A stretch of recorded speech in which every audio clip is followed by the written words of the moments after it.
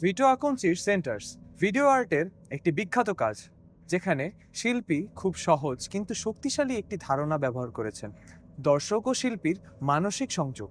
আকন্সি ছিলেন একজন আমেরিকান শিল্পী যিনি কবিতা থেকে পারফরমেন্স ও ভিডিও আর্টে আসেন।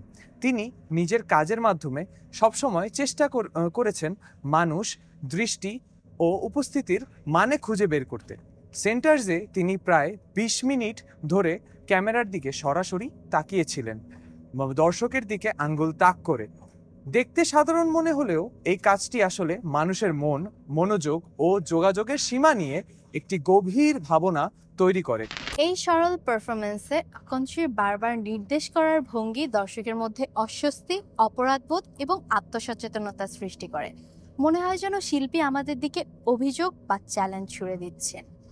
ভিডিওটির কোনো কাহিনী বা সঙ্গীত নেই, কিন্তু তাতে জন্ম নেয় এক মানসিক টানাপোড়েন। দেখা ও দেখা হওয়ার মাঝের সূক্ষ্ম সীমা যেন ভেঙে যায়। এই ভিডিওটি তৈরি হয়েছিল 1971 সালে, যখন ভিডিও আর্ট ছিল একেবারে নতুন ও পরীক্ষামূলক একটি মাধ্যম।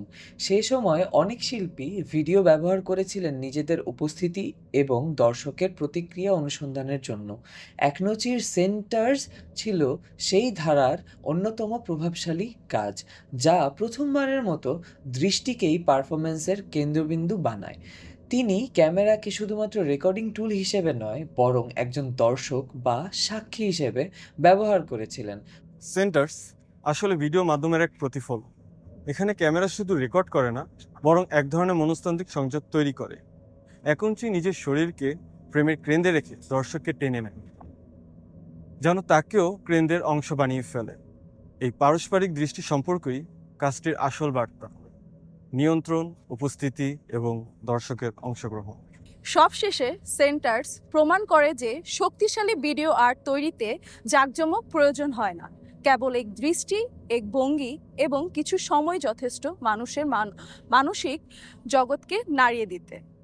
আকন্সির এই কাজ আজও আমাদের শেখায় দর্শক কেবল পর্যবেক্ষক নয়, বরং শিল্পের এক অপরিহার্য অংশ।